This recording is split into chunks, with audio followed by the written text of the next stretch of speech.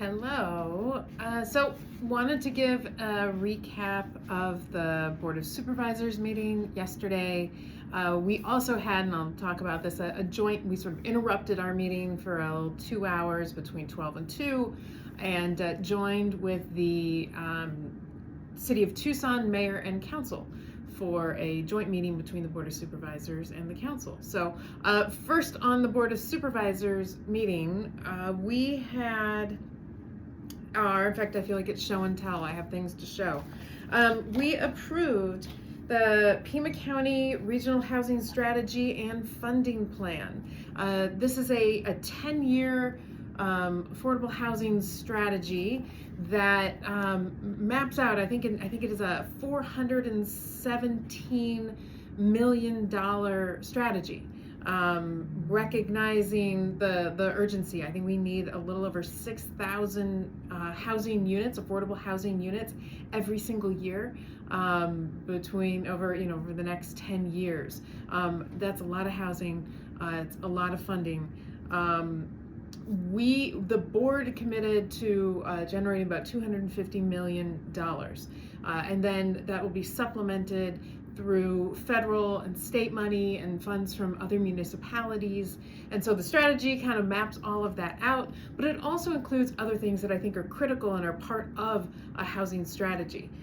It talks about the need for building up apprenticeship program so that we have workers in the construction and trades fields that are skilled to help meet the need of housing construction. It talks about increasing the supply and the diversity of housing, different types of homes, not just single family residences.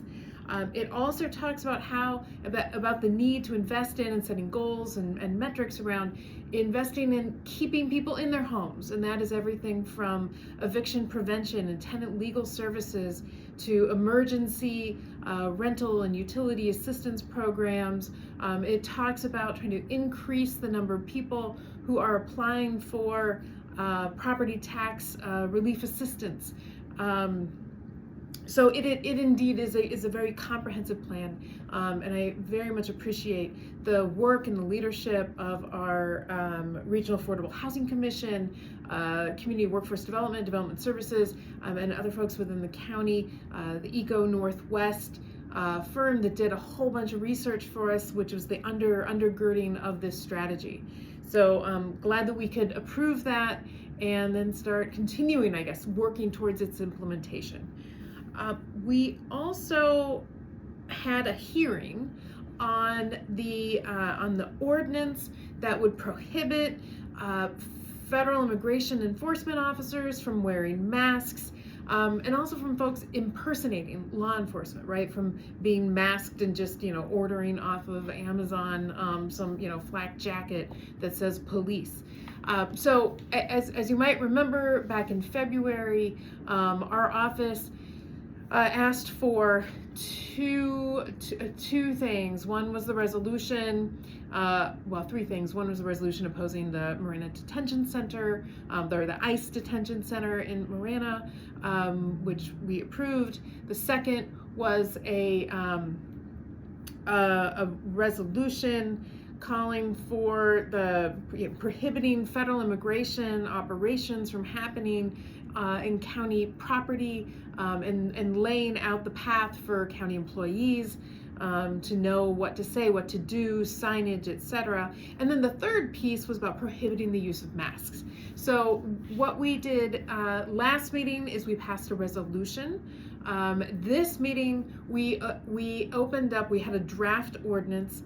We had the public hearing during our meeting, so we had people come and speak in responding to that draft ordinance. And then at the next meeting, we will have another version of it that reflects the public feedback and reflects the board's feedback. My feedback on the draft was that it could be stronger. It allows for an exception, right? That as long as that an officer could be masked, as long as they had visible ID and that their agency was identifiable. I think that we need to get rid of the masking. It is that sort of the hiding behind a mask is a incredible symbol of, and not just a symbol, it's an actual practice of lack of accountability. And given the power that federal immigration officers have in their hands, the power to separate a mother from their children, a grandmother from their caring family, the power to be sending people, putting people into the circumstance in which they get sent to a country that they do not even know. So all of that is to say, there is too much power hidden behind a mask. And that anyway, so we will have at our next meeting the ordinance, sort of the final ordinance for the board to vote on. Third, we approved the naming of a corridor, a wildlife corridor, in a portion of the Avra Valley area, which is a really critical kind of wildlife linkage area in our conservation land system. We named it the William Shaw Wildlife Corridor. And so much thanks to folks from the Coalition for Sonoran Desert Conservation and Protection, Desert Fence Busters, who really brought this to our attention.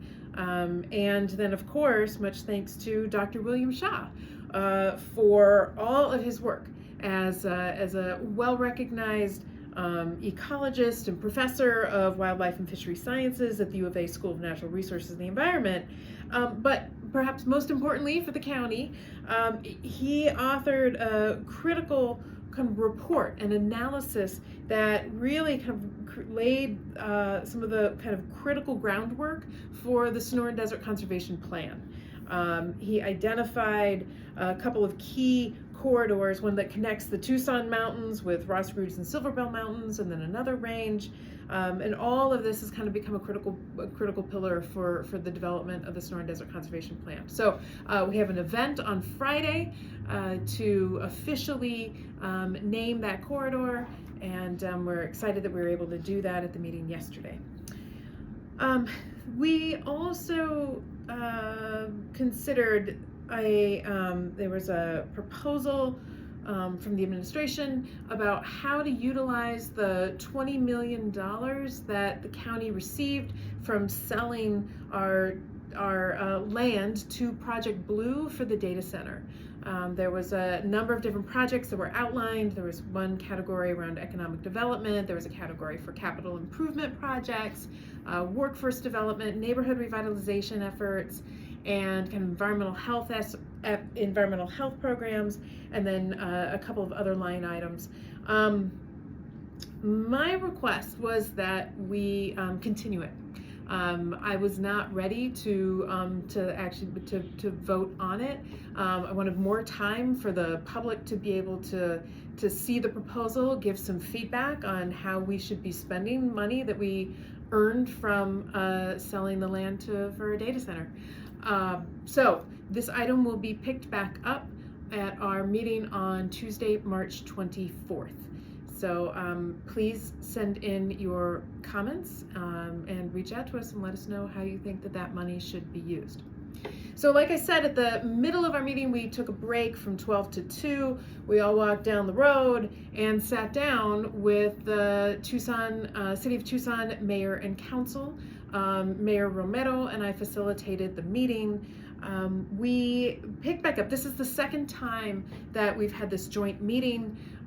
We had a big focus on it, as we did last time, around kind of strategies in which the city and the county can work together to address the crisis around opioid use, substance use disorder, and mental health crisis, and of course that touches on sort of our justice system.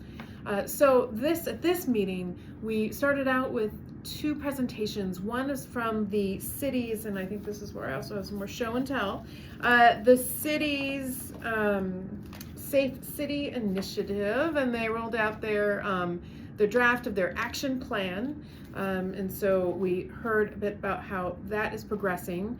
And then we also had a presentation on from the county side around the implementation of the one Pima initiative, right? It's a framework for safety, recovery, and treatment, and it outlines the county's commitments and investments and programs around substance use and mental health, as well as investing in the loop and maintaining the loop, as well as our commitments around housing.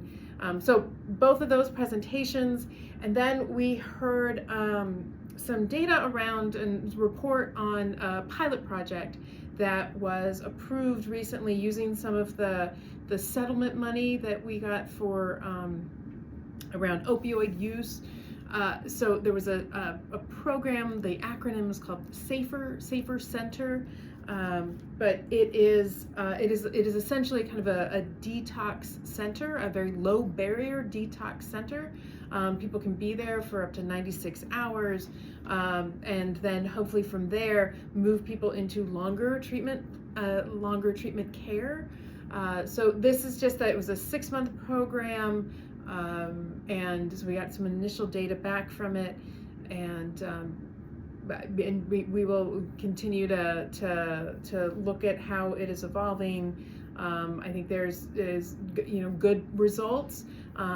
It's hard to get folks in at the right moment in which they want treatment.